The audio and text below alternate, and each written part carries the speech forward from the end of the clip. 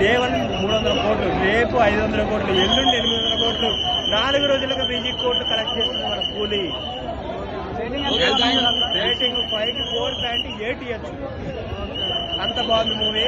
నాగార్జున కోసం ఈ సుత్తి సీన్ కోసం ఒకసారి కాదు 10 సార్లు చూడొచ్చు. ఈ సినిమాకి ముందు సినిమాలకి లింక్ ఉందా బ్రో? ఎల్సీలో ఇది ఒక పార్ట్ కూలీ.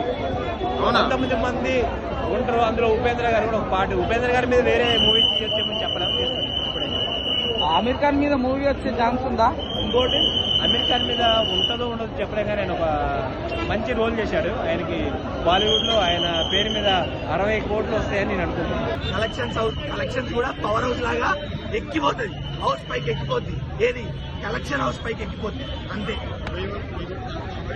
వారం రోజుల్లో కన్ఫర్మ్ అన్న 1000 కోట్లు వారం రోజుల్లో. ఎల్సీఓ మాత్రం కాదన్నా, ఇది సపరేట్ గా ఓన్లీ రజనీకాంత్ గారి కోసం.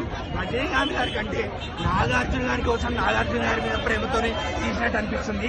అంత బాగుంది నాగార్జున క్యారెక్టర్, అంత బాగుంది ఆయన క్యారెక్టర్ గా తాలూకా డామినేషన్. అలా బీజిఎం గురించి ఏం మాట్లాడాలన్నా, అనిరుద్ధ్ సినిమాకి ఫ్రెష్ బీజిఎం ఇస్తూనే ఉన్నాడు. సినిమాకి ఎస్పెషల్లీ ఈ సినిమాలో ఉన్న క్యారెక్టర్, ప్రతి క్యారెక్టర్ కి ఒక బీజిఎం కొడతాడన్న.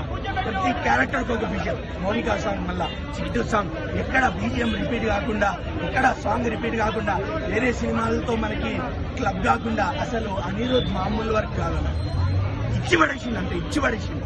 పవర్ హౌస్ సినిమాకి పవర్ హౌస్ బీజిఎం ఇచ్చాడు, పవర్ హౌస్ క్యారెక్టర్స్. అంటే 1 man షో అంటారు, ఇందులో 1 man షో ఏం కాదు.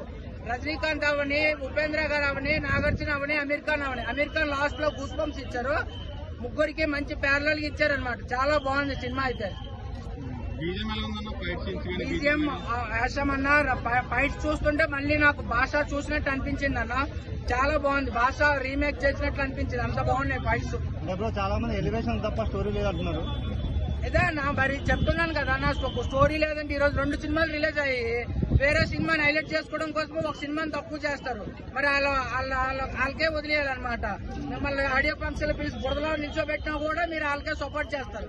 ఏమనంటే మళ్ళీ మీరు ఆడియో కోసం గోల్ చేసినా కూడా మేము మీ మీద ఫైర్ అవుతారు. మళ్ళీ మీరు వాళ్ళే హైలైట్ చేస్తారు. ఏమంటారు, ఈ వయసులో కూడా సినిమా తీస్తే ప్రజలకు అందిస్తున్నారు.